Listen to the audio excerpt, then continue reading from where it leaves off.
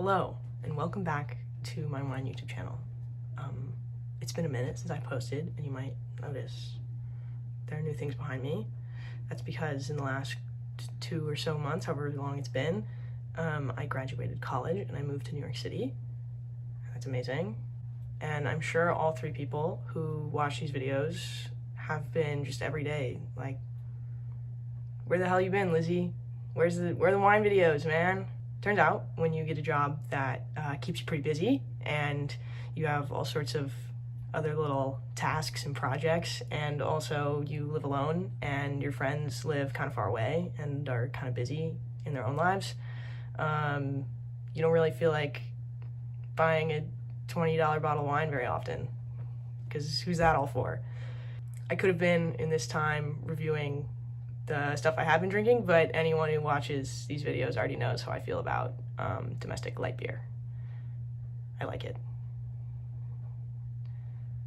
But it ends today, because today I stumbled into this fun little wine store, and the owner helped me pick out this cool bottle, Le Vin des Jardins by Le Grand Jardin. It is from Central Loire, and it's 100% grolleau. I had to look down on my notes because I never heard of that until 4 p.m. today. So in this case, what does Central Loire mean? We're near Angers, which is kind of the first big town to come west of Tours. Angers is home to a lot of appellations that are collectively kind of known as anjou. So based on this winemaker's location, it could be considered anjou, but it's not actually formally in any of the appellations. It's not an AOC. This is just a Vin de France bottle. You have pretty specific criteria about what kind of grapes can go into things, how long things ferment. So it's one of the highly regulated parts of France in terms of winemaking. If I'm understanding all the laws correctly, the reason why this is not part of any Anjou AOC is because all the laws pertaining to grolleau in the Anjou appellations have grolleau as a rosé, and this is considered a red wine. If I've got it right, it is geographically in Coteau de la Abondance. If you could ever figure out what I was trying to say, that could be helpful for you. So what is grolleau? It's a red grape that is known for really, really dark skin. The grolleau, the word comes from the French word for crow, and it's oftentimes found blended with gamay, particularly in this region, which is another favorite grape of mine. Grolleau is known for being pretty reliable in terms of its high yield, its consistent ripening times, but it's also really thin skinned, so there's not too many phenols to work with, which is probably why it's usually in blends.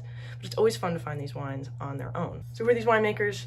It's a few winemakers from the general Anjou region that's across the Loire from Angers. So Angers is on the north side of the Loire, and these vineyards are on the south side of the river. They specialize in making biodynamic, extremely natural, very low intervention type wines, except for the grape picking process. They these very few people hand pick every grape. They sort through them on a table. They're really, really particular, which is super cool. This bottle has a 10-day whole cluster maceration, and they do that in fiberglass, which I had never heard of before. That's pretty cool. And then it ages for 6 months before it goes into the bottle. So in theory, it should be pretty young and fresh and fruity. Let's taste it. I'm currently in a sublet taking care of a friend's cat.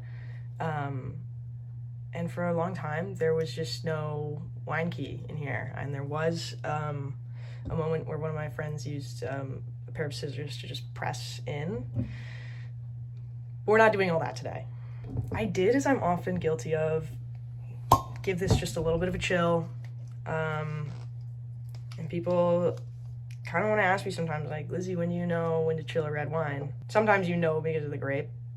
But other times I'm like, if it's got a fun little label, this is a fun wine. You should let it have some fun. And you can always let something get warm, but you can't make something cold fast.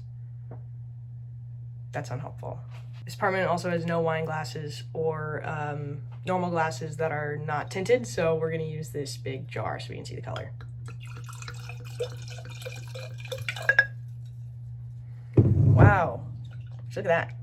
Looks pretty light. Has kind of an earthier smell than I was expecting, and that's probably because I was associating it with gamay in my head because it's typically blended with gamay. It really has something kind of like distinctly church winey about it. There's something green and stemmy about the smell. It's not quite earthy. It's not like mushroom or something like that. Yeah, that green is right on. This is really bell pepper. It's really fresh. It's kind of herby.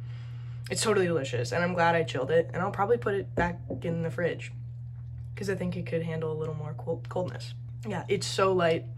It feels like water in your mouth, but it tastes amazing. I'll use my catchphrase from my wine tastings. This is a great picnic wine, people. Really, really, I think it's great. This is totally right up my alley, and I'm super happy that I've now been put on to this new grape. Also, this bottle was priced at 23 bucks at this wine store. Online, other places are listing it similarly. So again, not an insane buy, and you're supporting a really small business that's dedicated to taking care of the earth and making good wine.